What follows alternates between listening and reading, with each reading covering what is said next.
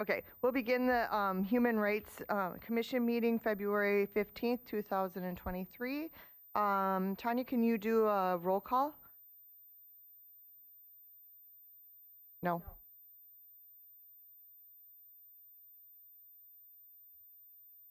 Okay. Connie Aden. Sahid Sorry. Gari. Yep, you got it. Siham Ahmedi. Here. Jennifer Traska. Here. Mikkel Pauling Normadin. Here. Rachel Stone. Here. Deb White. Here. And myself. Okay, next, thank you. Next item on the agenda, we'll do the land acknowledgement. We, the Moorhead Human Rights Commission, collectively and with gratitude acknowledge the sacred land the city of Moorhead is built upon. We acknowledge the people who have resided here for generations and recognize that the spirit of the Dakota, Ojibwe, and Métis and all indigenous communities permeates this land. The contribution of the indigenous people shall not be forgotten, nor will the success that it is achieved by the people of the land. We will continue to educate, advocate, honor, and unite for indigenous people of this land. Next item on the agenda is the agenda amendments and approval. Well, we're gonna do the amendments and approval all in one shot. So we need to review the minutes for November 16th, 2022, the January 18th, 2022, and then today's agenda. Anybody have any changes, questions?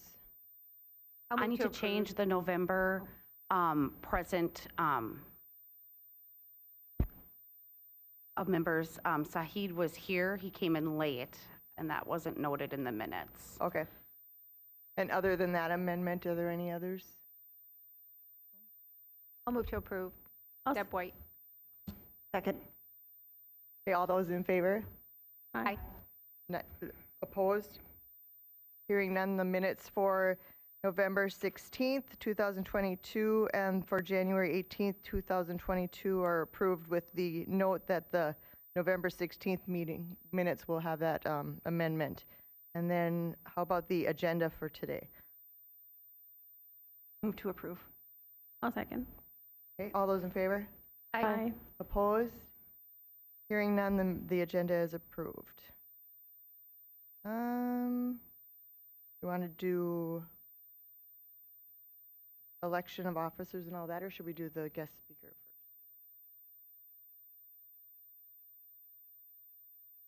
Maybe we'll let you go first. How about that? So you don't have to sit and listen to us go on and on.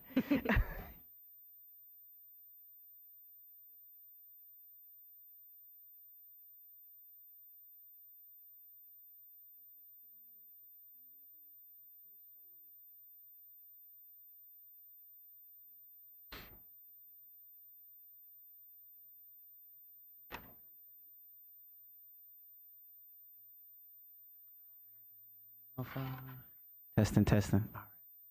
Hey, Miss Rachel, how you doing? How are you, Fred? Glad to see you. Hey, how y'all doing? Hope y'all doing all right today. For being here. Absolutely. Good to see y'all. Good to see you. Jennifer, I've never seen Jennifer spelled that way. That is unique. We taking that with us. There we go. There we go. All right.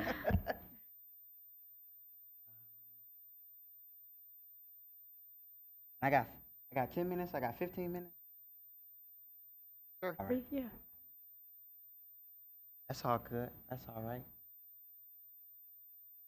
I typically avoid talking about myself, so I know the presentation has nothing about me. But for those who do not know, I currently work at YouthWorks North Dakota. We do some awesome programs there, but we have Emoja Writing Workshops, which is a leadership development program, in which we have at Moorhead High School, we have in West Fargo, we have in Fargo Public Schools as well. And so we've been doing a lot of that stuff. But most people know me from the events that I do. I used to work at NDSU for about 5 years in the Office of Multicultural Programs. And so doing events there kind of got my ball rolling. And so We have this small fiscally sponsored organization called Fred's Dissonance. If you don't know what dissonance is where you have one idea and then you have another idea and then your mind is kind of battling to figure out which one.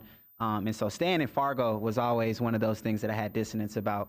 But I always say FM area because most of my colleagues are either from the Moorhead area or they live in Fargo and work in Moorhead, or they live in Moorhead and work in Fargo. So this right here is the Fargo Juneteenth that we had, and I wanted to give y'all a depiction of exactly what Juneteenth is and all the endeavors. And so this has been happening for the past couple of years now. I believe we had our first Fargo Juneteenth, I want to say 7 years ago, but this is actually the oldest holiday in American history.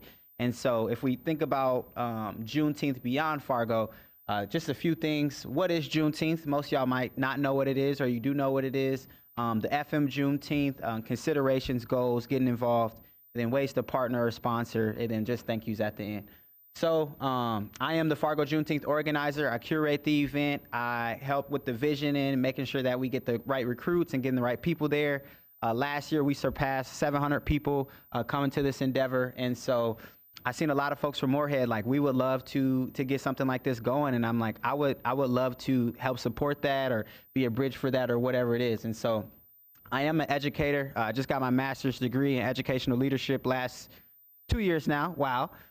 2 years ago, I got my master's in education, and I am a NDSU alum, and I'm a community member. I think above all else, I'm a community member, and so I like to see community events happen. So what is it? It's the oldest American holiday. June 19th, 1865 represents the anniversary date of the Union Army proclaiming freedom for enslaved people, meaning that slavery was ratified, it was destroyed. It was actually 1863 that it was supposed to stop, and it didn't actually officially stop until those in Galveston, Texas, the last slaves were free. So African Americans declared this June 19th as a conjunction with the month June and then the 19th. So it's also known as Emancipation Day or Freedom Day. This has been in celebration since 1863, but officially since 1865. It is not only an important holiday for all of us to celebrate, it is one of those things that allows us to heal and reflect on some of the most atrocious things that have happened in our country. So in order to heal and reflect and to grow, we can observe that it was this long ago that we had these things happening, but now we have the opportunity to celebrate, to grow, to love, and to heal.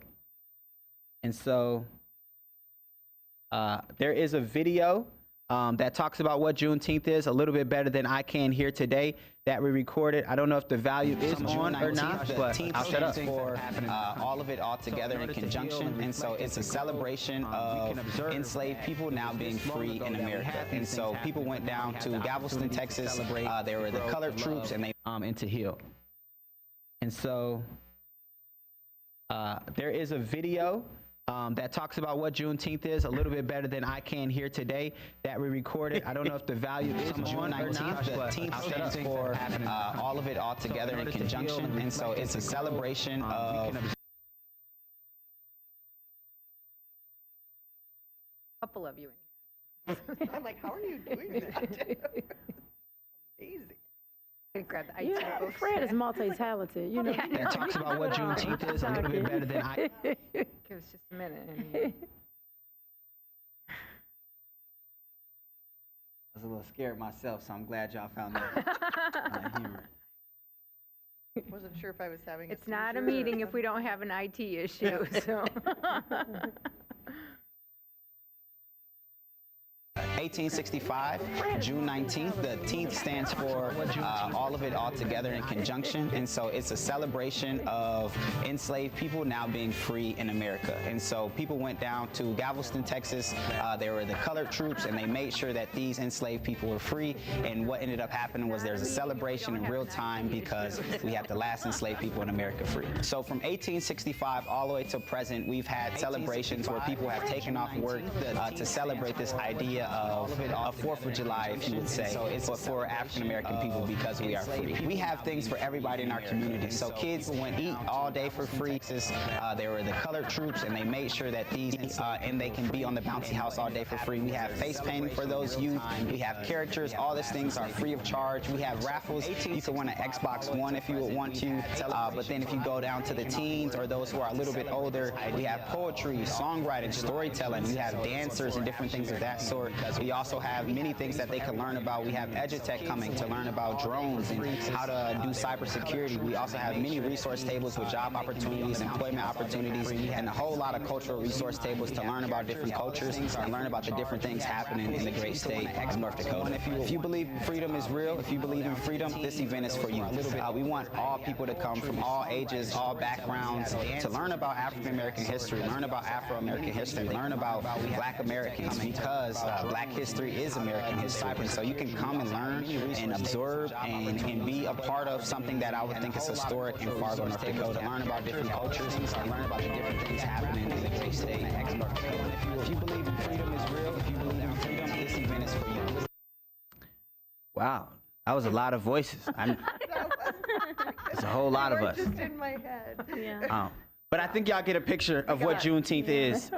It's super fun in one way, and it's super reflective in another way. I think that you can't have one without the other, and oftentimes people say, like, we need to just focus on the fun, or we just need to focus on uniting. And I think that there's nothing wrong with bringing up ways that division has been caused in our country, but then also reflecting and eating food and learning and growing from people who you either look up to or don't look up to, or don't know or do know. And so that's one of the most important things about it. I don't know where the PowerPoint went, but I am looking at myself right now, which is all right. Like Deb said, you know, you can't have one of these meetings without a little bit of IT going on. But some of the theoretical framework, obviously I went to school for a long time, so I talk in that way. But there are some quality core values that I think every event needs to have, especially if Moorhead ends up having their own, or if there's some partnership or something like that that happens. One of the biggest things is community buy-in. And having partners or collaborations with the community that you live with, and making sure that the community is asked, what do they want, right? Because if you do an event like this without asking the community, oftentimes you're doing it for them and not with them. And so an event like this is one of those things that you want to have folks from all over the community buying into this event. The other big thing is marketing this in a way that is also responsible. And so you don't want to necessarily have just all of these, people call them clip arts, or things where they buy these commercial pictures of African Americans and they slap it on a poster and they say, this is our Juneteenth event. We say, talk to people in Moorhead. We got Black people in Moorhead. We got African Americans, people of the diaspora in Moorhead, and we got people who have been abolitionists or have families of abolitionists in Moorhead. So that's one thing that I think is super important. And then wisdom from people with the lived experience. There are people who come from all over the country to be in the great city of Moorhead. Like, talk to them about some of the things that they did for Juneteenth. Talk to them about some of the things that they had honored during that time. I actually met somebody 2 years ago who was from Galveston, Texas, who told me, like, they are doing things like this on a larger scale here, and it's amazing to see this in this small area. And so I think that talking with people with those lived experiences is important. Now, I can't tell you what to do, but I will say these are important pieces from my lived experiences of doing this event for the last 6 years. Make the event free. If you are doing an event in Moorhead, make it free, right? Because I think you can charge for things at the event, but if you don't make it free, how do people know? How do people learn? How do people grow together if there is a barrier there? So the biggest thing is accessibility. Do you have things for people with disabilities, whether that be mental disabilities or physical disabilities, so then they can also enjoy the event without there being this sporadic understanding that, oh, this is only meant for certain people? And then the colleges in the city usually support things like this. So I was super happy to get this invite. Thank you, Rachel. And thank you, I don't know where Tanya is.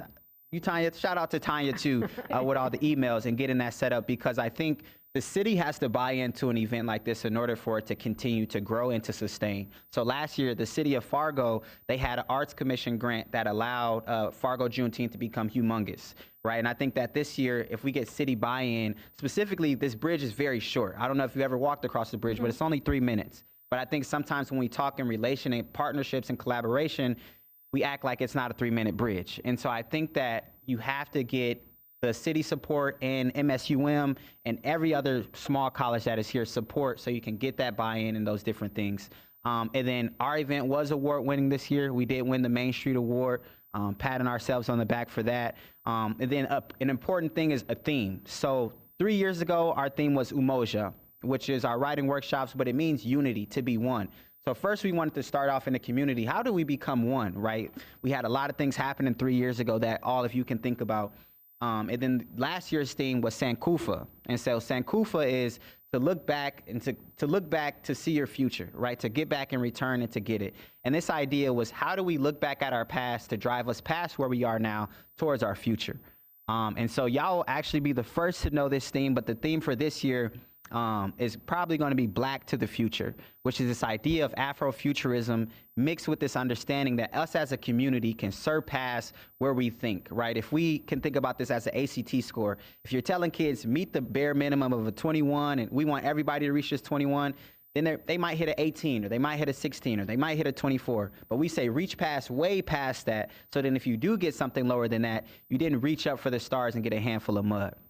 And so those are the super important things. Some key factors, having supports and resources. So you must have free resources. So at every one of these events, we have resource tables. We have over 18, 19, 20 resource tables at these events, whether it's childcare or free access to health, or we had COVID testing one time, and all of these different things, because there are people that are coming to this event to learn, and there are also people coming to this event because they're new to the community.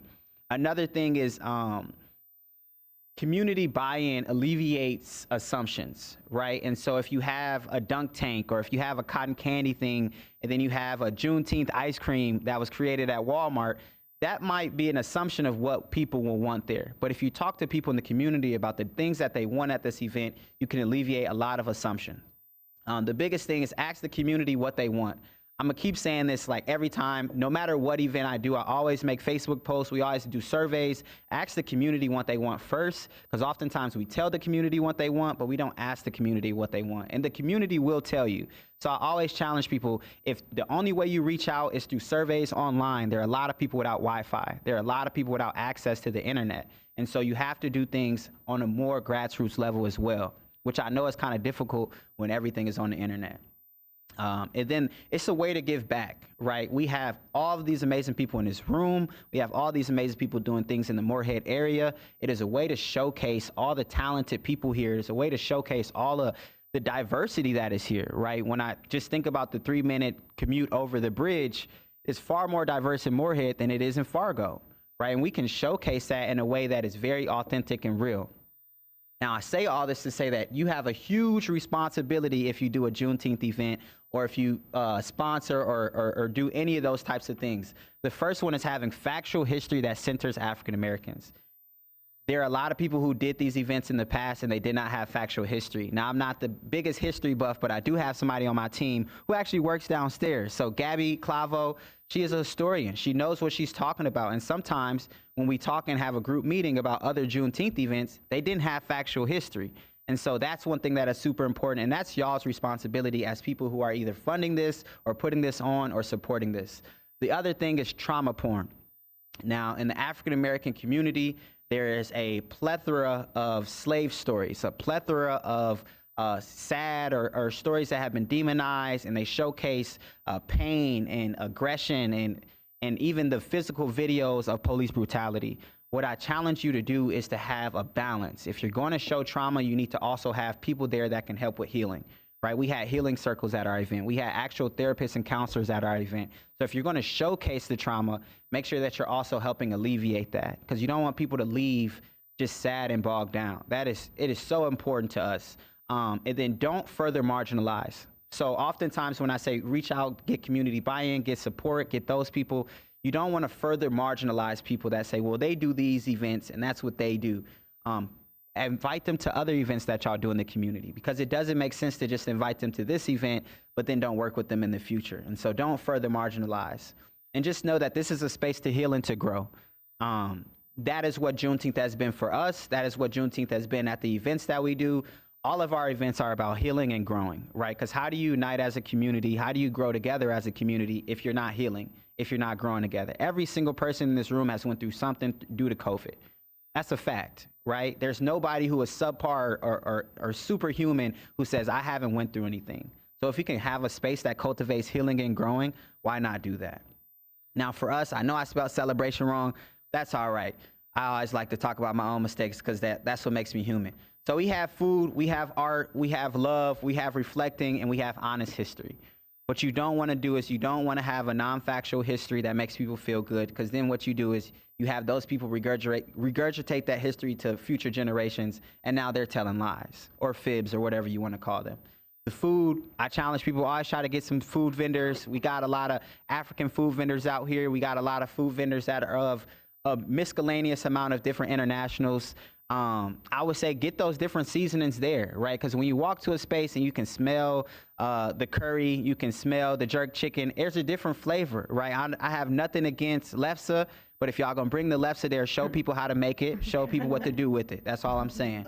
And then love. Love is free. All these other things cost money, but love is free, and love is pure, and love is something that impacts the heart and impacts everybody who's gonna be there, and it showcases the ability to do more. Now, I think I got maybe one more slide, 2 more slides. And then this is our event. So y'all are like, all right, he gave us all these factors, but what does your event look like? So I'm gonna stop talking so it doesn't do that revert. That's all I'm saying. And then love. Love is free. All these other things cost money, but love is free. And love is pure. And love is something that impacts the heart and impacts everybody who's gonna be there and showcases the ability to do more. And I think I got maybe one more slide, 2 more slides. This is our event. So y'all are like, all right, he gave us all these factors, but what does your event look like? So I'm gonna stop talking so it doesn't do that revert. That's all.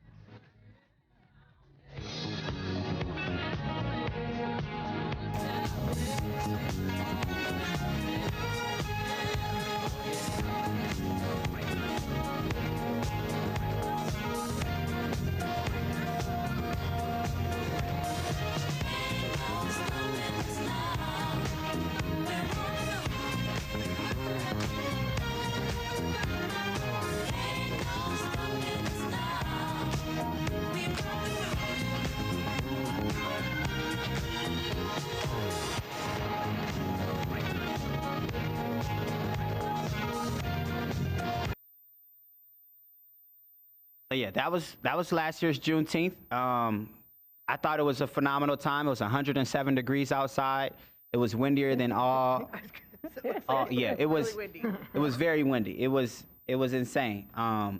But people stayed, and I think that people oftentimes stay even though the temperatures are rising or the wind is blowing and somebody's hair flew off. Like, that's how windy it was. But people stayed because of those critical values, those core values and those things of responsibility.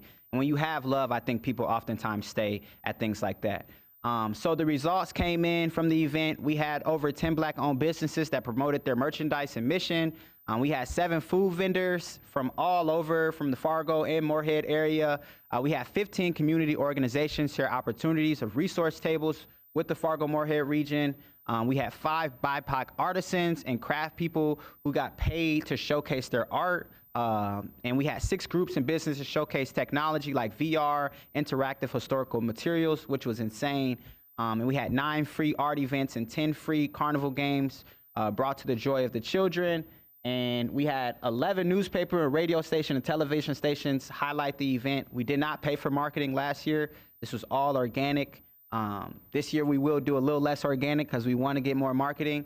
But with all that, we ended up winning an award, the Main Street Award for the Healthy, Vibrant Community.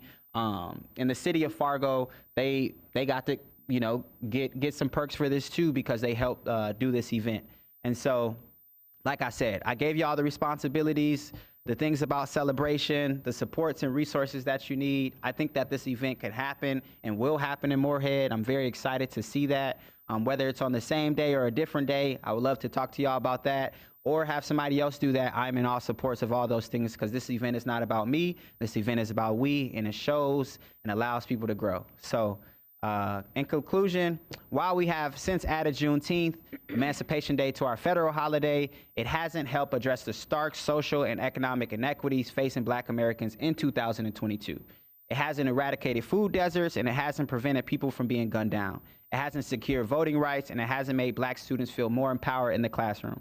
And it hasn't gotten more Black people positioned in the boardroom. So we hope to see Juneteenth as a symbol of what is to be worked towards, and we've gotten freedom, but what is next in this county or in this country, and what adds value to a holiday for African Americans. So may we drive freedom forward today, tomorrow, and forever, because we got to continue to do the work, y'all. So if you want to get involved, that's my information right there. I prefer people to text or call me. I do have a business line that's just for Fred's Dissonance, so you don't got to worry about anybody else getting that. And then if you want to collaborate or partner with the things we got going, it's an open invitation to y'all. I just ask that you put somewhere in the subject or in the entry where I seen you at, because I may ignore it. We get a lot of people hitting us up for things that have nothing to do with what we're doing. And if you want to know more about our website or who we are, www.fredsdissonance.com. It would be really neat to have a FM Juneteenth, a collaborative Juneteenth. It would be really neat to have a Juneteenth on one side and a Juneteenth on the other side. However we end up doing that, I think it would be neat, even if we don't do anything this year and y'all just have the idea just kind of growing in you. I'm in support of that as well. I appreciate y'all, and thank you so much for having me. All right, y'all have a good one. Anybody, wait, hold on. We might want to ask you questions. All right, all right. We have big ideas. Yeah. So, anybody have anything? I mean, well, for one, Yeah. why can't we do it on the bridge? I mean, Yeah, don't we do that's things a on the great bridge? idea. Okay. Yeah, I mean, haven't they done stuff before? That'd be kind of You want me to start? Yes, Okay. go. Well, I should give you back. just Yeah, meant- since no, as the good. old timer here. No, go. Yeah, so, Go. yeah. So first of all, thank you so much. And I wanted to say how impressed I am with everything that you've been doing, because it's just fantastic what you've done in Fargo. But so I guess, yeah, before we open it up for questions, I'll give you the background on what has been happening in Moorhead. So we have had a Juneteenth event every year until last year. I think it started in 2016 or so. Yeah. I think so. And it was Ms. Destiny Holiday was the person who organized it, and then the city started working with Ms. Holiday on that, and then we actually the city council voted to officially recognize Juneteenth a couple of years ago too. But it was in like a lot of the things you said really hit on some of the things that we've talked about. So for instance, one of the issues was I know when we did it a couple years ago, and it was very important that we were there in a supportive role, but not imposing what we thought the event should be. But we did really feel like, well, if there was a missed out, there was this sort of two very separate things and not coming together. And so I know that some of us at the time were like, how can we work at, maybe it would be great if this would be something where we're working together on things. And that's not what was happening at that time. And then Ms. Holiday passed away, and so last year we didn't have anything. And then, in fact, the only event I think that was in Moorhead was the event with the Rondo brothers. So, but we would really like to, and so we're sort of, in this place where we want to find a way of bringing something back here, and really do want to make it be, again, it's very important that we're not the ones saying what it should be, but that we want to be a part of this, and the city wants to be a part of it. But so we were really open to what other people think about what that could be, or what you think it could be.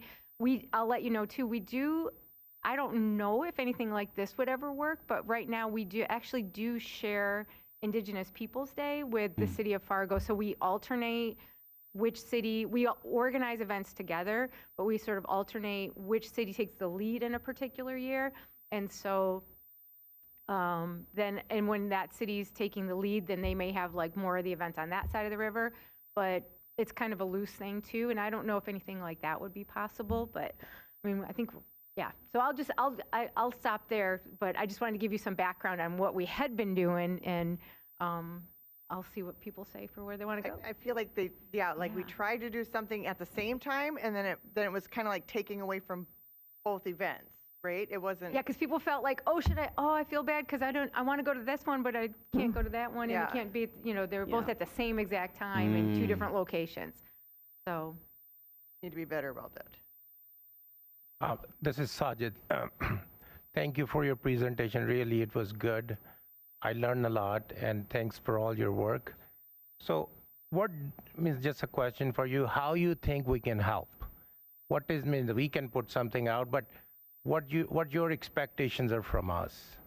By us, you mean the city of Moorhead? The city of Moorhead and this organization, yes. Yeah, I'm kind of getting put on the spot right now, but I think that's but important. You can also tell us later too, but this is something we can work together and see where we can help. I think having two different days for it, I think that might not be a good idea, but we can, like somebody said, why can't we do it on the bridge? Yeah. Both city combined, means something like this, a little bit bigger, both community involved. I think it will be fantastic idea. But please let us know, guide us. What can we do? What other cities are doing? What can we do? What we are not doing will be very helpful. So I actually just want to give a shout out to Henry Lee Jordan. He is actually the president of the National Juneteenth association. Like, people have been doing this for a long time. He's actually from Minnesota, based in Minnesota. And so growing up, I always went to a Juneteenth event. They were in the Lowe's, or what's considered the Lowe's downtown, or closer to downtown Minneapolis. And there would be thousands of people coming together, whether they be from Crystal, Minnesota, Robbinsdale, Minnesota, or they're from the south side of Minnesota. And so typically our cities are seen a little different than other places. So I think a merger or a collaboration is definitely possible. I think the two biggest things to make that happen is often, what are y'all goals? Like, what are the things that y'all want to accomplish, or what are the things that y'all typically like to accomplish? The core values of the city of Moorhead. And how do we merge those things together? And then the other thing is support that is not always financial. Sometimes y'all have a great marketing team. Sometimes y'all have access to blocking off a block or blocking off a business, or y'all already have, like, the Yom Call Center is humongous, right? Like, what would a Juneteenth event look like here? Or what does that look like to think about beyond just 1 or 2 phases, but like a 5-year plan? And y'all have people who work on those things. And so to support or make a Juneteenth like this happen at that capacity, right? We're talking like 1,500 people.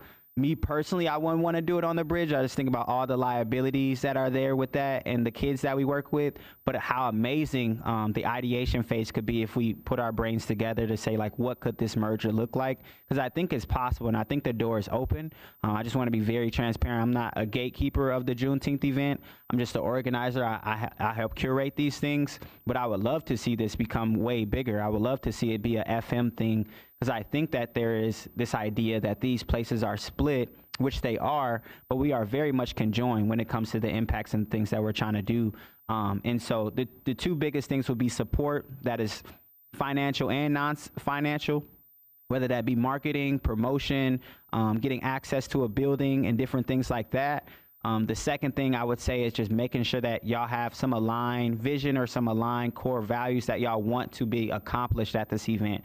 Right, because we could say, hey, we want to do an event together, but the city of Moorhead wants this, and Fargo wants that, and so we just want to make sure that when we do, if that was possible, if that's something that y'all are offering, that we just have some of y'all on the planning committee, so then y'all are already aware, and so we have some of those strategic things planned out, because it's super important, right? And so I definitely think it's possible. I don't think it's not possible. In fact, I think we start our first planning meeting in about 2 weeks. So if people are interested in being a part of that, please let me know, because we try to do things early, so then we don't wait until the last moment. But yeah, that's a great question. Collaboration. Let's do this. Yes, indeed. Let's do this. Yes, indeed. Do you have a space secured for this year? We do have a space secured for this year. Whether or not we've signed a contract for that space has not necessarily been legitimized. So we could talk about that as well if there's some open options for that. But we've had it at the NDSU Renaissance Hall for about 3 years, and they've opened up doors and allowed building space and different things like that. And so our goal this year was probably to buy the block as well that's in front of the Ren Hall, so we can hold 1,000 people. Because if we can't hold 1,000 people, that's not going to be good. Was that where it was last year? Was that NDSU? Yep, Mhm. yep. I was there, and it was fantastic. Besides the wind and the heat, which was challenging to keep things down, I really, and you haven't secured a space. I was hoping we could, and I don't know, it's, I want to suggest like shade, because it is in June and we didn't have shade, and it was difficult because of the heat. People would get overheated, but it was a fantastic event, and I want to thank you for all your work. And again, we're 100% here to support you. So whatever you'd like to do, if your vision is to have a collaboration, I think that'd be fantastic. Absolutely. I always tell people, I don't burn in 170-degree weather. That's just my superpower, I suppose. But I will say that most of my colleagues or people that I was working with, they did burn that day. So it's very hard to plan for rain or for anything that gets over 100. Like, I don't think Moorhead or Fargo gets over 100 typically. Right. So it's super hard to plan for that. But I would not make excuses and say we definitely will have more shade this year, regardless of where we are, because it's important. So Thank where you. do you share, you said you're having a meeting in a couple weeks? Yep. Do you share that on a platform somewhere, or could you let us know that so Yeah, we I can can definitely for- I could for definitely leadership? get y'all. I got your contact, Rachel, so Okay, I'll get yeah. in contact with you, and then you Okay. can share it out to those people. Absolutely. Typically, because Juneteenth can be so commercialized, we've avoided posting it on social media sites because we don't want. And I'm not afraid of money, or I don't think we're against money. We just don't want people to want to opt it into, like, look at us, right? Look at us. We're supporting this event, which I don't think is a terrible thing. But when an event is like this, we want to make sure that there are people scaffolding the event and there are people planning the event who have the right intentions. So, Right. yeah. But, yeah, that's definitely, y'all definitely can get invited for sure. For sure. Thank you. Anybody else? No? Perfect. Thank you so much. All right. Thank you. Thank y'all. Y'all have a good one. Thank you for inviting me. I appreciate it. We'll be in contact real soon. Rachel, Yeah. thank you so much, too. I'll see you on Absolutely. Saturday. Anytime. Maybe see y'all on Anytime. Saturday, too, if y'all want to come to the talent show. It's free. Oh, Yeah. wait, do you want to give us details Fargo's about Got that? Talent. Go ahead, give it a Exactly. plug. Yeah. Yeah, so we have youth from Moorhead. Actually, there's an alternative school in Moorhead, ALC. We have kids invited from West Fargo schools. We have kids invited from the Fargo Public Schools to do a talent show. And so those who are doing a talent show will be judged by some amazing judges. Rachel is one of our judges. But they have the opportunity to get money this time. But then if they make it to the finale, there's a $1,000 grand prize. What I see when I came here 9 years ago is there's a lot of talented people with no opportunities to showcase that. And so all of our events are sober, fun events, so you don't got to worry about being pressured into doing nothing you don't need to do. We always have food. We always have free gifts and stuff like that. So come on out. It's at the Plains Art Museum, downtown Fargo, 701 First Ave, I'm pretty sure, and it's 6:30 to 8 on Saturday. So February 18th, and then we'll have the next one March 18th, which is for the entire community. So we always make sure, even on the rules, it says if you go to MSUM or M-State, you also can compete in this. We don't like to isolate just Fargo. So yeah, feel free to come on out. The event is free. Perfect. Thank you. Right. All right, y'all. Y'all have a Thank you. Yes.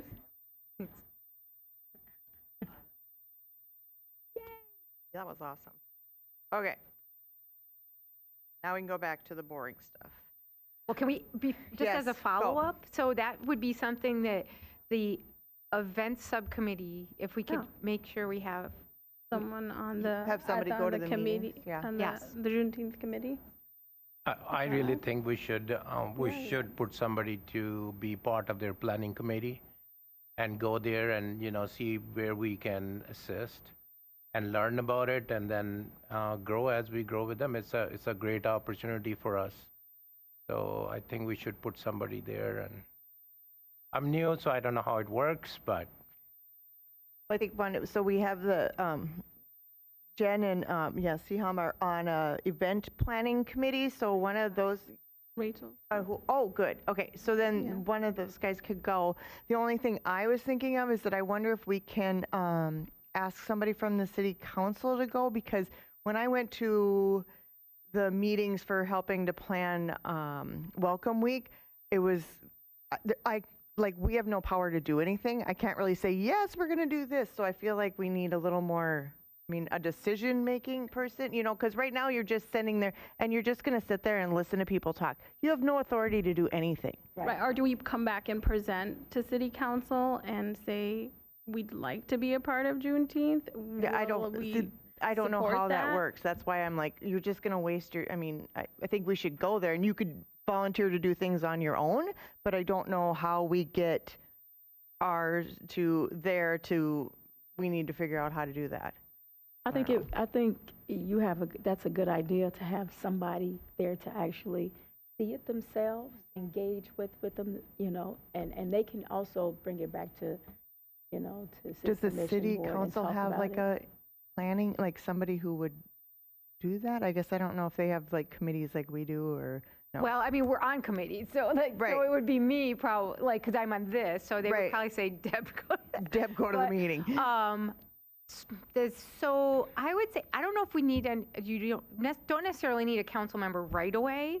I think, like, rather than having them kind of impose Right. like, I don't feel like I would need to be there right away, but I do get that, I think it'd be good to have at least one, if not two commissioners there, and then as soon as we kind of get a sense of, like, what resources might be needed, or then we can have that communication and then maybe have a council member go along too, because we want to make sure that they know we're not, like, if there's ways that because I even thought about it when we were talking, like, we don't have the financial resources necessarily Right. that they have in Fargo, but we do have things like, we have space, like we can allow folks to use space, partner. but yes, and we could potentially put some money And he into talked it. about, like, what are our strengths? So what Yeah. do we have if we don't have financial Yeah. resources? What else can we support, Yeah. what we have on this side that they need Yeah. help with? So I think, Yeah. getting inclusive Moorhead in conversation with a Juneteenth event would be really good too, because the goal of inclusive Moorhead is to hold events and to highlight our community, and what a great way to do it with an event like this. So having those conversations with that would be great too. Yeah. Well, Just a thought. I just know I went to meeting after meeting and I literally had nothing. Yeah, It's well, just you, like- you don't want to be in that position where you're there and then you They're can't kind of all commit to sitting there anything. wondering why you're there because you can't say or do anything. So it was kind of, But I would say, and I can talk with the council and city manager, but I think that they would probably say they don't want to, they want to empower the commissioners to be able to be a voice, there, and not just have us dictate stuff. Right. But then when it comes to, like, if you find out, like, as we get information about resources, then we can, if you bring that back, and then we can work at, right. should we be sending some other folks too, or? Yeah. Yeah. And the other reason I say that is because I don't want you guys to go to the meeting and then volunteer for something that we don't have authority to volunteer for either. so Deb, is it all possible that we can let the city council know that we're doing that? We're going to that planning meetings, and then we're gonna bring a proposal for you so you guys can search, so they should be ready? Yeah. Because really, at the end of the day, if city council person is gonna go to one meeting and then don't go to rest of the planning meeting, it's not gonna serve the purpose. If we can come up with a solid plan and they're ready to listen and they know that we are working on it and they can give us a time of the day, I think we can achieve that. But if we surprise them or blindsided them, I don't think so they're gonna be ready for it. So if we already know we are planning to go to these planning meetings this year, and we wanted to participate in that and be ready for our presentation, at least that way they are ready for it. And then we can invite a city council person for one or two planning final meetings and see what they think. I like that. And I will, every time, so we don't all Like, do we this. kind of but- have a city council person here already. Yes, and part of what we do as council members is, since we all are assigned to different boards and commissions, we're the liaison, we're supposed to bring that information back. So we don't always all do it, but we have, at the end of every council meeting, we have council reports.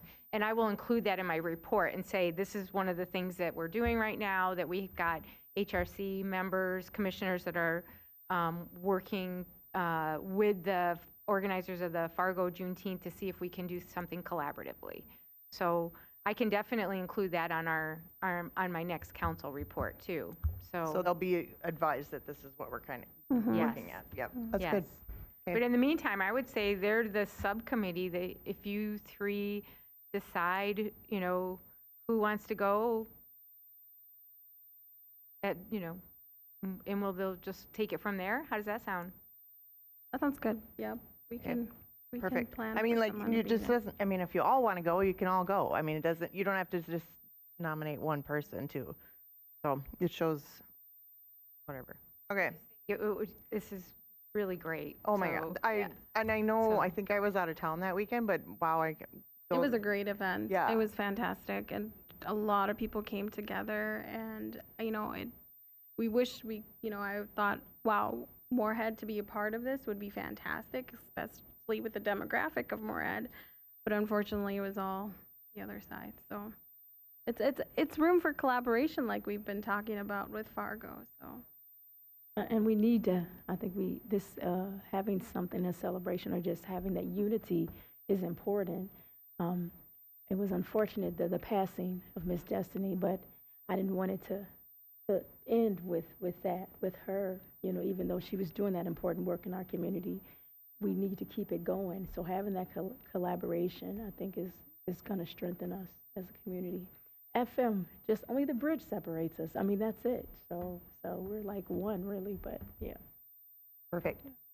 I'll also mention, as an aside, I know that the folks here at HCSCC are interested in also, they've been involved some. So Gabby, Mr. Edwards mentioned Gabby, and she's one of the staff members here. And I saw Marcus was in the video too. And so I know that they were involved with some things last year. And so that's the other thing, is at least one of the other partners who uses this building too would be interested in helping out with some stuff. So I know there's other besides city government, other Moorhead groups that would like to be of support too.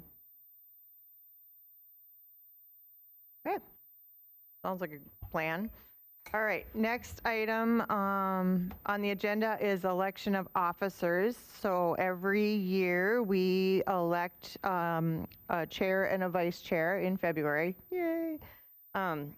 So with that said, I guess we'll look for nominations for the chair for the next year. Deb, what do you got? Actually, I'm going to do both. I would Okay, like good. to nominate Siham Ahmedi as chair and Jen Traska as vice chair. If they're willing to do it. If you guys will be willing to do that. yeah, thank you. I mean, being a part of the Human Rights Commission has been absolutely fantastic the last 2 years. So absolutely. Perfect. Siham is Absolutely. our current vice chair. Yes. And you're up for the challenge? Okay, good. Gladly. Good. And then it's not, we're here to help. I mean, Deb and I have been around for a while. I mean, you can ask questions. We'll Right. see if anybody else wants to get Right. nominated. And then if anybody else have any other nominations?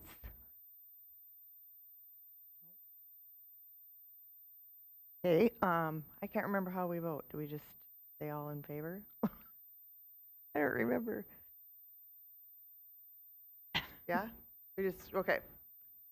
So then Like, if there's only one nominee for president, chair, or one, do we have to still vote? Means it's just. I don't know if we all have to vote. or- Second, does someone? Yeah, want we just sec- probably make a motion. to- I know, it's like not very official. It's not a secret ballot. We can, Maybe Or just you- make a motion. I can make a motion 'Kay. to have them as suggested, president, Second it. chair and vice chair. Right. 'Kay. And I'll second it. All right. All those in favor? Aye. Opposed?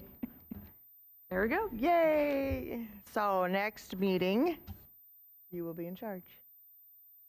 And if you're not here, then you're in charge. Okay, all right, next item on the agenda. I don't know if anybody had a chance to look over or review the annual report that was attached. I believe that, no, I'm going from my shady memory. I believe that the annual report has to be presented to or given to the city. Is there a deadline to do that, or did we miss that? Do you know? I thought there was. I think, I don't either.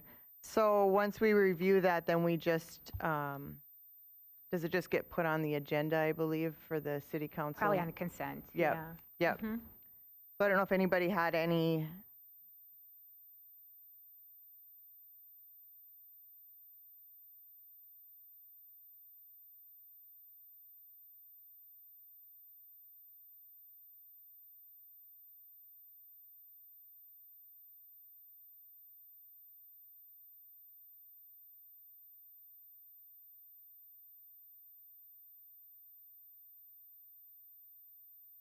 Yep, you got something? Yeah. Okay. Yeah. I've got a few things. So let's see. I don't know if we needed to have it in here, but where you've got membership changes, if you want to add Eileen Cohen Pearson resigned. She was our Ward 2 yeah. representative. Under activities, and Tanya, I don't have all the details on these, but I had there were 2 activities and 1 speaker. So we had, co-sponsor Indigenous Peoples Day with the city of Fargo, and our event that we co-sponsored with them last year on Indigenous Peoples Day was a community breakfast at the Indigenous Association. So then that would go on right above October 9th. Or no, that's guest speakers. That's wrong. I'm not, sorry. I'm looking at something else. And then the other event that we co-sponsored was the Indigenous Picnic at MB Johnson Park. And we did that last August. Yeah.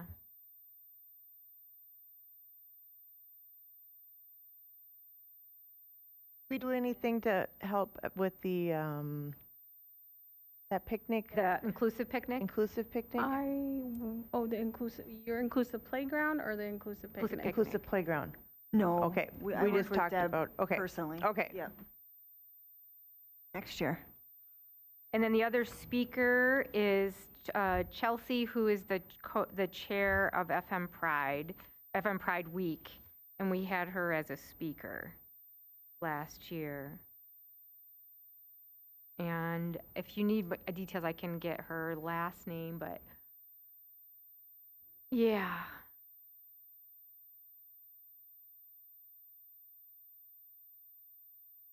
I will have to look it up. Yeah, because I can't remember. Was it to prep? It was, obviously, Pride Before Week August. was in August, and we had her come in it was early, it was in the spring to to get ready for Pride Week.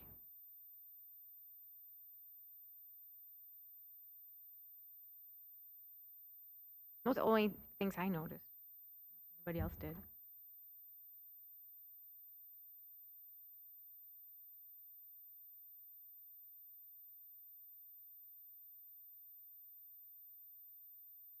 Thanks for putting this together.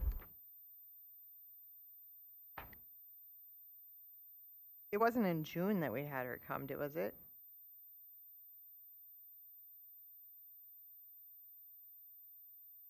It was either June or May. I don't know, but we can look that up.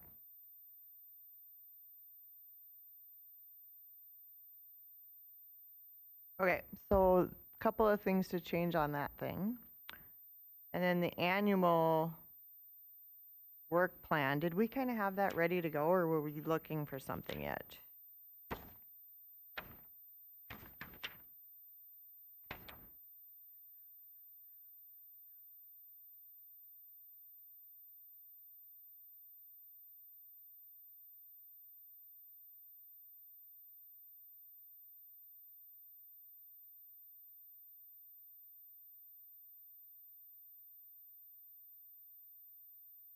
think we kind of had that ready to go.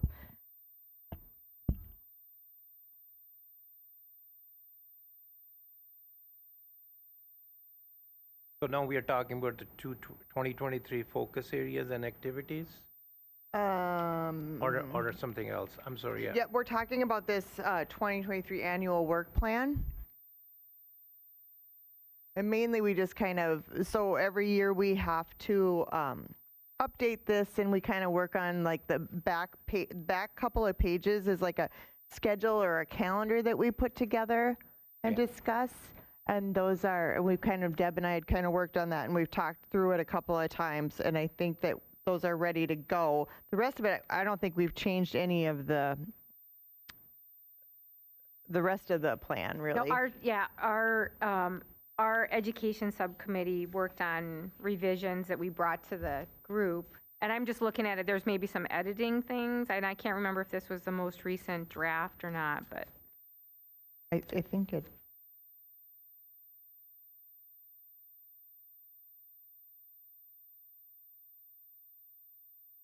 And we had asked if anybody had any other proclamations that they wanted made or anything like that, but otherwise we were good to go on the calendar part.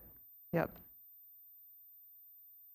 So, Deb, just a question. We can always add on to our calendar as we go, or is it just? Yeah, Okay. yeah. So like say like today, I mean, like if we knew the meeting like next month, if you had somebody that you thought, hey, this would be a really good person to come in and talk to us, we can fit them in the schedule. This is just kind of like touching on like, we know it's Black History Month, so let's get this.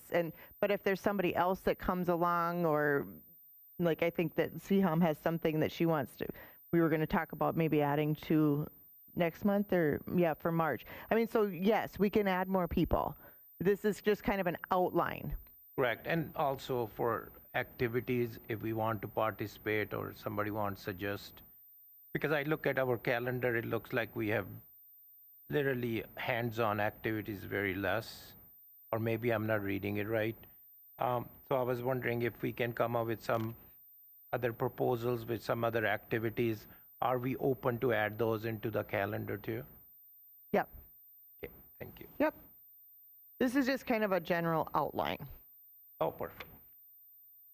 of what about like it's a bare minimum of what we'd like to accomplish. Does that sound fair? Like, we definitely want to do these things. Sounds good. Okay. Like, about like events, like attending events, local events, to learn. Yeah, and I'm just saying that, support, or- something more which comes up and we can participate, and one of us bring it to the table and we say, yeah, this is a great idea, let's do it, let's participate, then we can add it in our calendar so we can participate on it. Do we have to, everything what we do we have to get a permission from city council on it, or no? Okay. No. So it's all decided among us, Yeah. and So- Deb is liaison. Yep. So like for like Pride in the Park and stuff, like we decided that we were gonna. I think one year we had donated some money for something, but then like we set up a booth there and we volunteered to hand out things, and so we don't have to have. I mean, the city, they do they do the form to get us a spot at Pride in the Park, but that's all. We don't ask them permission, really. We just go and do that. Or if we want to participate in the parade, or if we want to go to something like help at Pangea, we didn't have to ask for that. I mean, we just show up and do those things as a group. Well, I'll mention something, because I think we should probably, we'll talk about it more when we get on this point on the agenda. So now that we have our full complement of commissioners, we might be able to actually do more with our subcommittee. So we actually have a subcommittee structure in place that is meant to work on different activities. So we've got education and outreach, and Mikkel and I are education and outreach. And then we have awards that does the Human Rights Commission awards. And then we had events. And previously we lost both of our commissioners. So both of you that are new, the folks that you replaced were the events committee. And so we didn't have anybody that was doing that part of it. And so we sort of folded it in with awards for a while. but maybe we could talk about now that, because that's the kind of thing, like we went through this, this calendar with our subcommittee and worked on that part of it. But the events committee could also look and see, are there other events that they want to work on that we could put in there too? So, so I think there's possibilities. And then we can also bring in, like Marissa, who was here, is a volunteer on the education committee. We can work on, now that we've got, people back, we can work on bringing in some more volunteers from the community that can help out. So it's also not just, so it's not just the commissioners, but also so that more people in the community can be involved with the work that we're doing. Because sometimes, it's like the only time you can is if you get appointed to the commission, and it really can be something that is more broad than that. So I don't know how you feel about that, but that was our intent with the setting up the subcommittees, and then we were working on it, and then it kind of hit a big brick wall for a little while. So because we didn't have folks to do it. Right. So that could be if our, the the event committee can perhaps come up with some things that they might want to add on later too, don't you think? Right, but I think we need to, I feel like there was a deadline to have our plan put in place as well. Yeah. So before, I don't want to, like, if it's like past due, I don't know how strict that is. So maybe if you can, it's in the, I've read it. It's in Yeah, somewhere. I think it's in our, right, our charge or something Yeah. like that. Mhm. Yeah, so there are certain things that we have to do. And I know that doing the annual report is required, and then having this plan in place, and there's deadlines for those. So, but I can't remember what they were. Josh always kept me in. So we need to check those. We can certainly, we don't necessarily have to have events. Yes, I think that's good, and maybe that's something we can do next year. But if this is a deadline that's coming up, I think we should just go with this.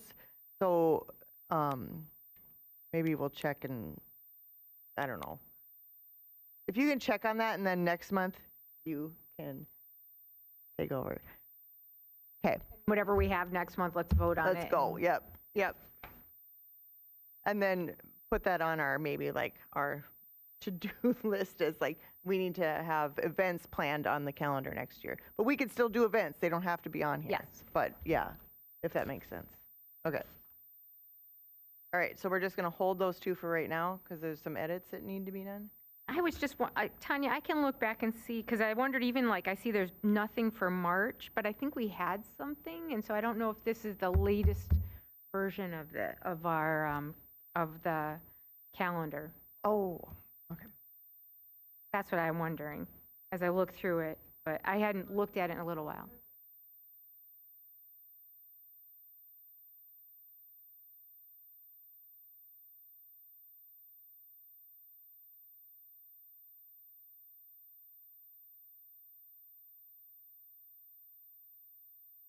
Well, remember Deb had she had like this calendar, and then I think she had like little yellow notes or something in was it a PDF that we'd kind of sent back and forth? And it wasn't. From our subcommittee, we shared it with the rest of the committee. It was in like a couple of different meetings, probably. So I can look and see if I have it saved, or maybe if you have I have it, I just don't have that computer, okay. so I can look and send you the most recent one, Tanya. Okay. All right, so those two things we need to do, just a couple of cleanup things, and hopefully we can get them taken care of next month. All right, there's no citizens to be heard. Law enforcement update. Is it Derek? He's not feeling well, so he wasn't able to make it tonight. Regular business. Is that already? Subcommittee reports. Yep. Well, I have something? I have Or what do more. you have? I have council. I have commissioner. I don't remember where we do that. So now I think I missed the opportunity. We haven't had we'll have to set up our meeting. Yes. I did have a question with the subcommittees. Oh, about so we still are trying, I guess I'm confused because we still don't have a Facebook event thing, right? Tanya, are we going to work on that of getting, because that's what, right, am I correct? Like what we wanted to have was not. Okay.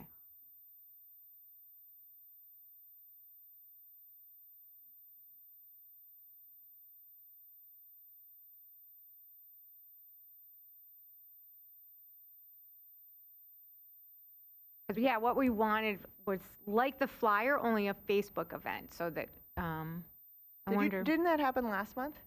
It did. No, it it didn't didn't have any of the details. It just, he created a Facebook event not about the speaker. Oh, it was just for the human rights meeting. Yes. Right, yes, I saw that and I thought, well, this doesn't do anything. Yeah. Okay, you're right. It's not, I wouldn't think it'd be that hard. Okay.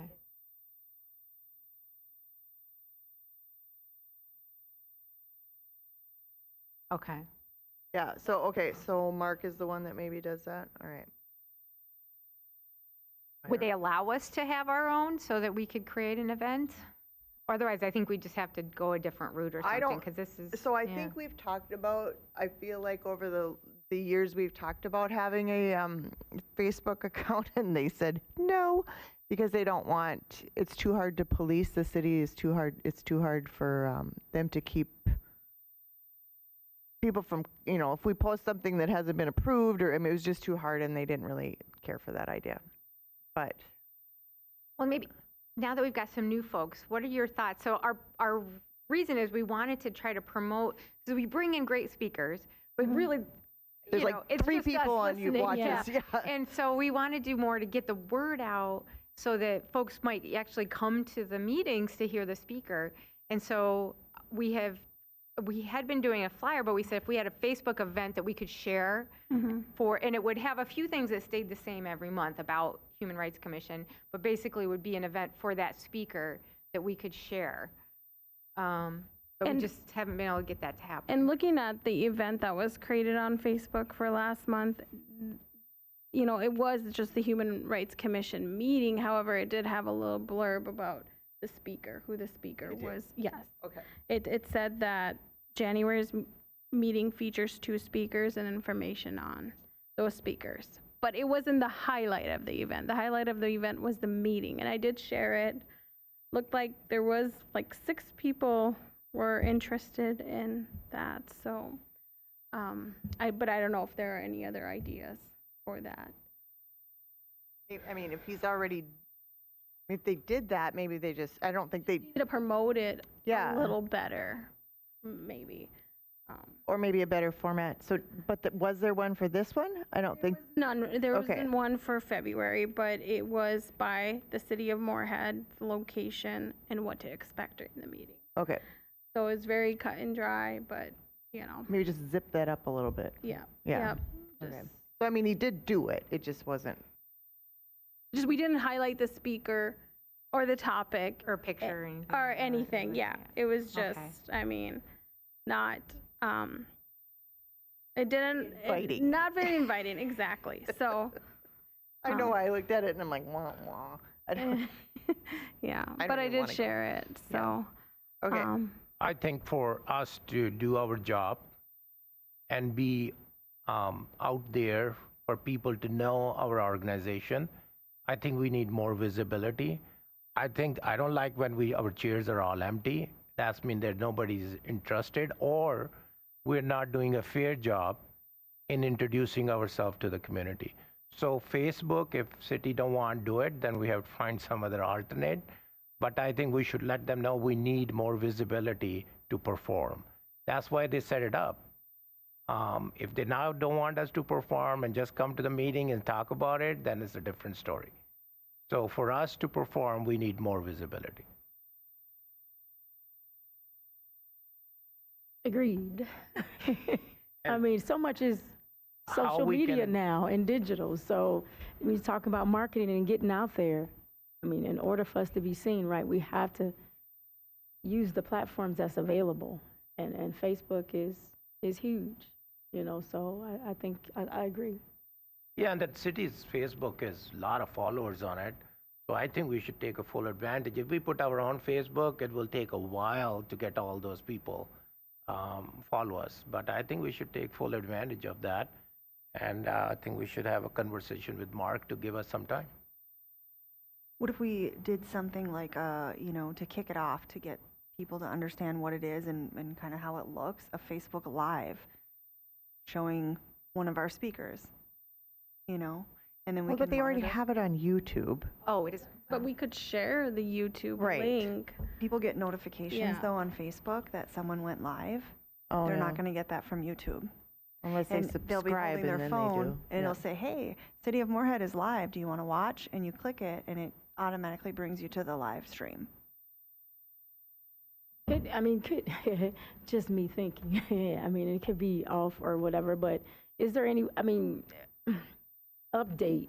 We gotta stay relevant. And so, could we as members do a video just talking about, or something that's talking about the importance of the commission and why we're here. Just to support and lift up the community and our work, and put it out there. What about that idea? It's a great idea, too. Yeah, promotional video would be great. I thought, what if could we have Mark come to a meeting, even if he joins virtually, and then we could just brainstorm with him, like, what are some of the things? Because, he's the person, it's his job to do this stuff. He's got the expertise. If so, we could say, kind of share ideas and see how we can build on that. I think that makes sense to have him.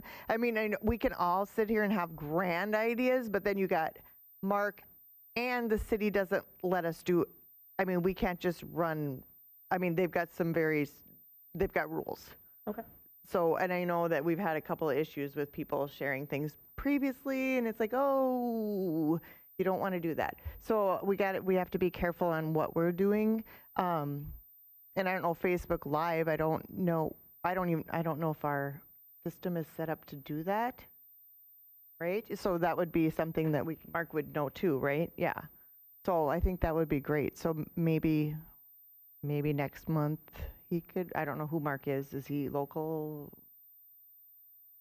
Not any, Okay. But he works full-time for the city Okay. on this kind of sort of PR marketing. Perfect. kind That of would be things. great. It would be nice if we had a professional who handles these things that we can talk about and throw some ideas around. So I would suggest maybe March or April would get in here and give us some ideas. If you wanted, we could even, I don't know if our city manager would be available, but maybe he would sit in on it. Because I think I hear what you're saying, Mikkel, is there's the, because we always say like the city will or won't, but the city is just, There's it's rule. There's people. It's, legal. Yeah, and so- they have so to may- worry you about know, that. Yep. So Dan. it's not a monolith, you Right. know. And so maybe if Tanya, could we see if our city manager was available for a little bit, and we could put this at the top of the Right. agenda, maybe, just to have that conversation and say, hey, we're really excited. I really like what you were saying, Rachel, about just wanting to really raise our visibility Yep. and have a bigger impact. And I think that I think you'd be excited about that. And then just looking at within the constraints of what we, sometimes it's that we just never have tried it that way, Right. and sometimes there could be things that we Right. really and just can't And do. I know, and the But- reason, and I know we talked about like the human rights having their own Facebook page, and we were all excited, and it went on meeting and meeting and meeting, and then all of a sudden they go, you can't do that. I'm like, oh. So it's just, and I understand why they can't, because if we have something, then they have to monitor that, and what if there's people posting on it, and it's just opening up a can of worms, and they just don't have the staff and the ability to watch all that. So I think it would be very helpful if we had the people that actually, if we brought everybody into the same room and we could just make a decision right then instead of going back and forth. Because stuff keeps getting lost in the muck. So I think that's great. Put that on your to-do list. All right, what are we on now? Subcommittee reports, are we good with that? Did we cover that? Yep. Okay. Did you guys have any subcommittee reports? We will have to meet. We haven't had a chance to meet since our last few meetings. Okay. And then we haven't met. And then maybe, We should maybe at our next meeting talk more about like who's going to be, now that right. we've got new Do members. we mix it up? Yeah. Or Do we want to go back separate- to three? Yeah. Three subcommittees? Yeah, the only thing that I mean, the award ceremony to me is kind of an event, and it only happened once. So it's like you're one and done, and I feel like we're wasting resources. Have the events and awards be To one me, committee. that's kind of all one committee. Yeah. Yeah, sure. But maybe because if we're going to get involved in more events, maybe it needs a bigger committee. Agree. Because if we're going to be doing things with Juneteenth and those kind of things, you need more than just 2 people. Right. Absolutely. Because, I mean, I really would like to be really involved, and it's a lot for just a couple 2 people to people, do. right. Yeah. Yeah. That's my 2 cents on Sure. whatever. Okay. You and I will have to talk about a meeting. Reports, announcements, and upcoming events. Anybody? Well, now we know about the Plains Art Museum talent show. Didn't know about that. Is that, Rachel, is that an every month thing? No. No. Okay, because they said This is- March as well, and I'm like, what? I think he's going to have 2 Okay. events. It's new, so we're going to have the first initial event this Saturday, and then the next one will be in March. Okay. Yeah, so that's what he has planned right now. Okay. And then who sponsors? I mean, is there like a site, or I mean, how do they get the word out about that?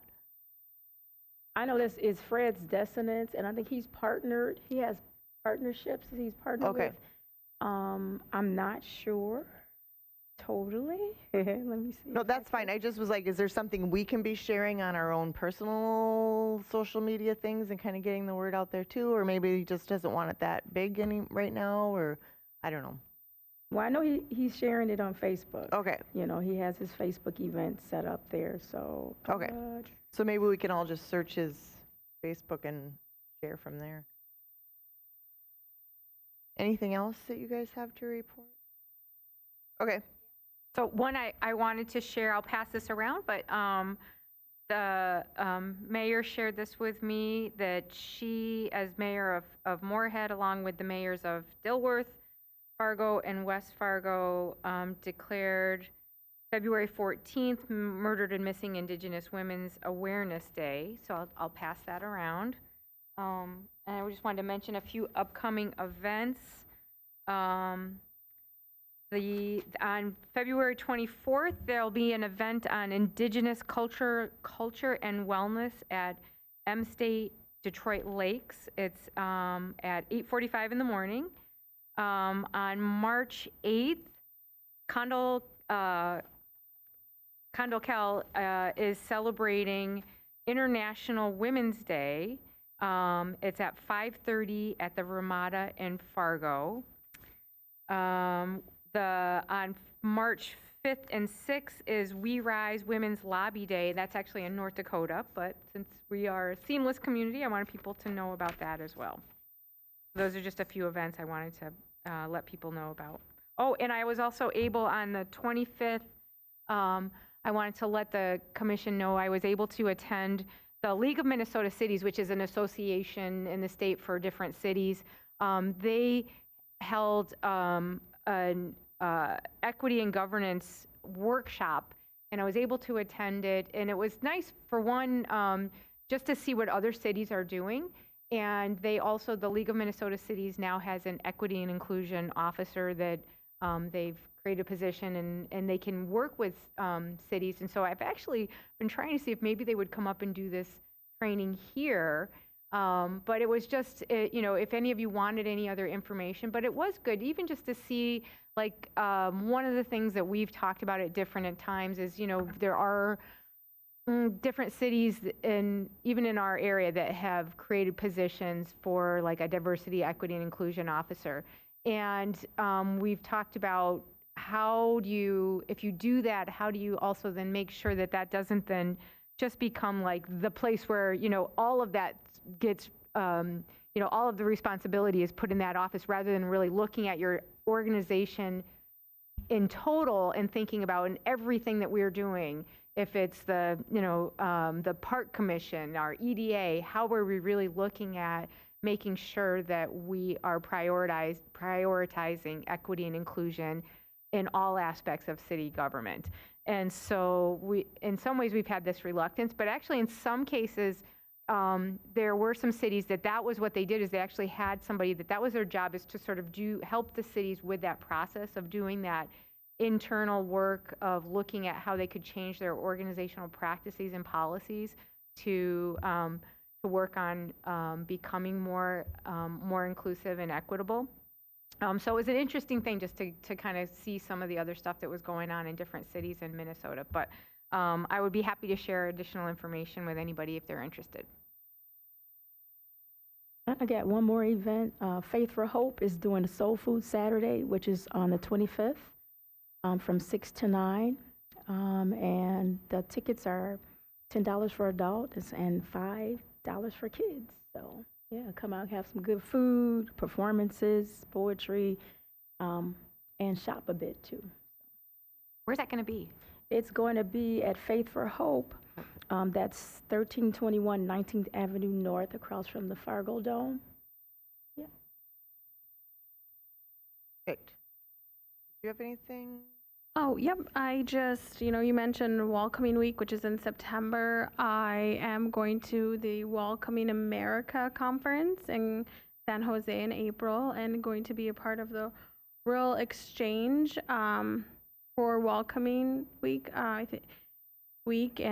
the organization, which is about inclusivity, which includes and uplifting and building neighborhoods in America. This year they're partnering with Australia, so to work with that and see how that all works. And also I will have more information regarding what we as an organization or the city of Moorhead can do in partnering with Welcoming America. So that will more to come, maybe in March or April. Perfect. Okay. That covered that. Is there any new business, or we kind of covered all that as well? I have two things. Okay, let's hear it. You got me here, so you have to spend All half right. an hour with me. So You're I'm just good. kidding. So I don't know whether they come a new thing or not. So one idea about our agenda. So I know that that we get this agenda, like changes and all that stuff happen throughout the time. It doesn't mean, is it all possible we can say this is the deadline, everything should be given to her by a week or week and a half before our meeting, and a week before we should just solidify our agenda and send it out to everybody? All the materials comes after that, just should wait for next time around. So I think there's so many things. Even today there were some things added which I didn't read till I got here. So how I can be prepared for something which I didn't even read before time, you're right? And it was not that she didn't even get it till the last minute, So I think, is it possible we can solidify our agenda a week before and send it to everybody and say, this is the agenda, this is what we're going to talk about it, and this is what's going to happen? Is it all possible, or I'm dreaming? Mike, I don't really have control over that. I don't know. I think you usually send, I don't remember, do you send an email out to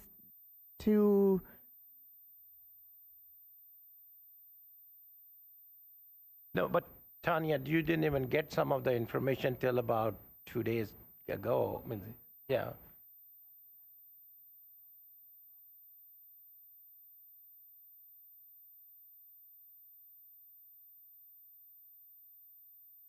Okay.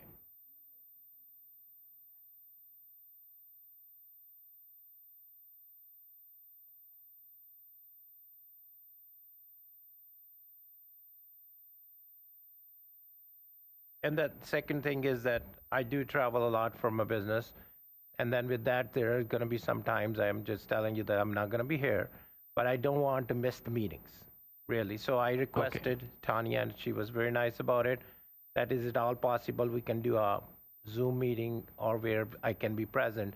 So she checked with a team, and she came back and is it okay with that? That once in a while, it's not going to happen every month that I'm not going to be here.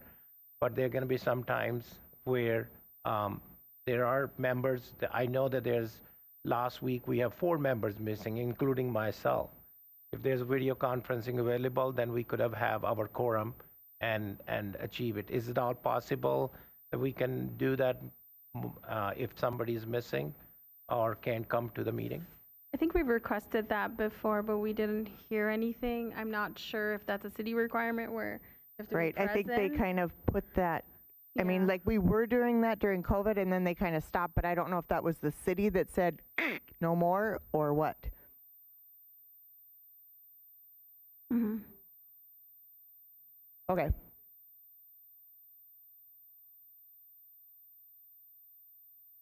Right, because it's a public meeting, that's why I think it was, we had to stop doing it the way we were doing it because of COVID, and because it's a public meeting, that's why we had to go back to After the in place. governor's Yep. emergency declaration. Right, then that ended, right. Yes. So it wasn't really, but if we can set that up again, It's,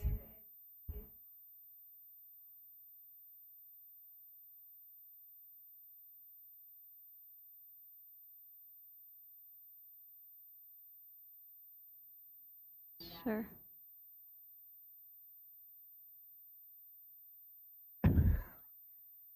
go to your house. or yeah, wherever you are. go to your house or go to your hotel room. Yeah, I gave them Right. my address for next month, and Right. I bet you nobody's going to come there. Well, you never know. Now they might.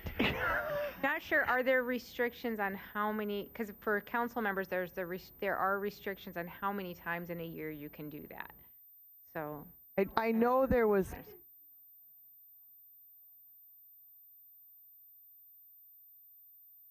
okay.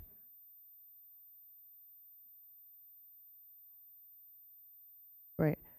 I do know that there's a limit on how many you can miss, how many meetings you can complete. Well, limit, I mean, I don't know what happens if you miss more than that, but they don't like you to miss more than a couple of meetings throughout your year, term, whatever. Do we stick with that going forward if you miss so many meetings that you're asked if you want to continue to be on the commission? That I don't. it's supposed to be that our staff member keeps track of it, and then Mhm. it's, the council members are supposed to do something or 'Cause communicate. I don't think we have for the last 2 years, really. Nope, no. We have not. I think there's been discussions about it. That information is also in whatever document it was that gives us the deadlines for these plans. There are. Do you know that? the How many number? can you miss? Right. I feel like it was 2, but I could be making that up. 2 or 3. It was just a few.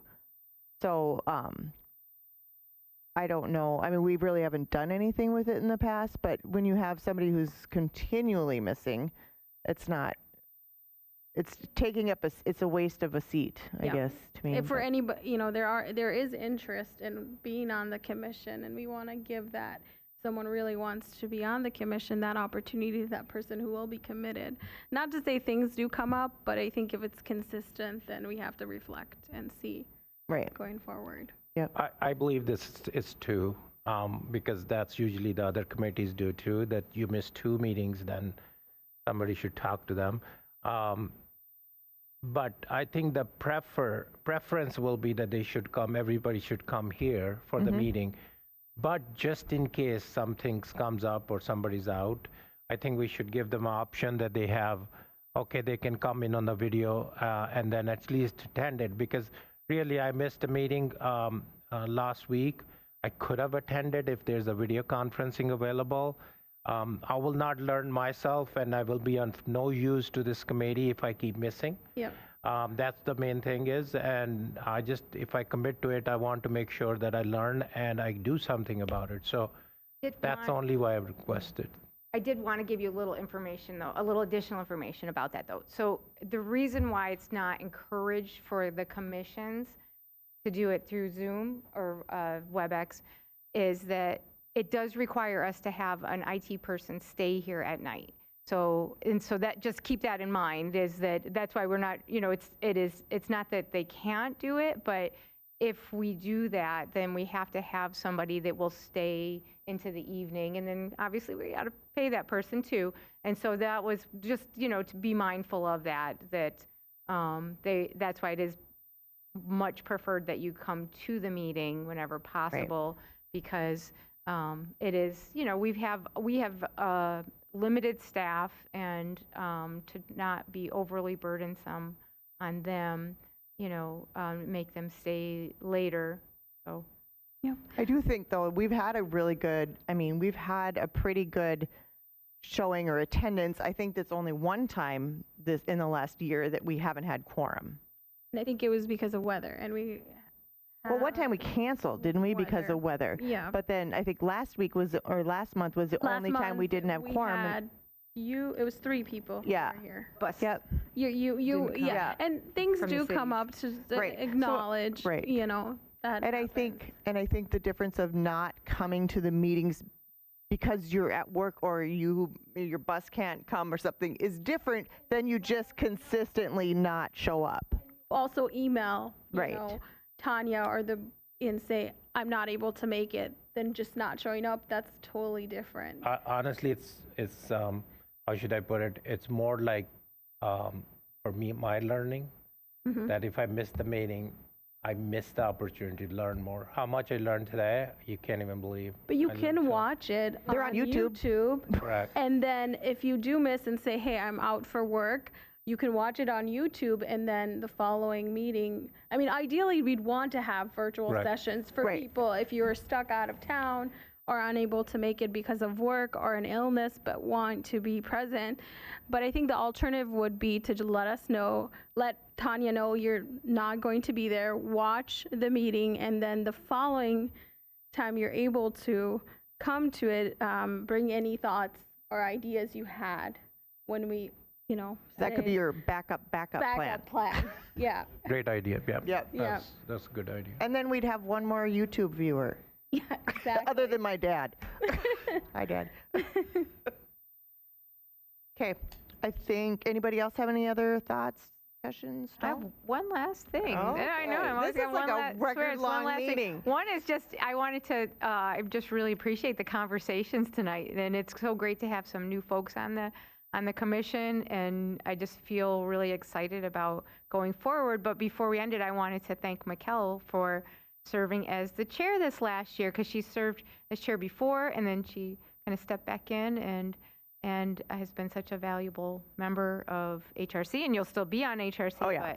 But just, I wanted to take a minute just to thank you for your you. leadership, and I'm looking forward to our new chair, too. Yes. Thank you, and I appreciate the opportunity. I think getting involved is the first step to getting involved in the city of Moorhead and knowing what's going on, so I appreciate It'll it. be fun, and we'll all be here to help you out. Yeah, be nice to me. No, Yeah.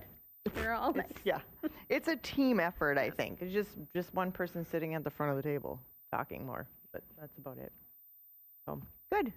All right, we will call it done. Thanks, everybody. Thank you. Yay.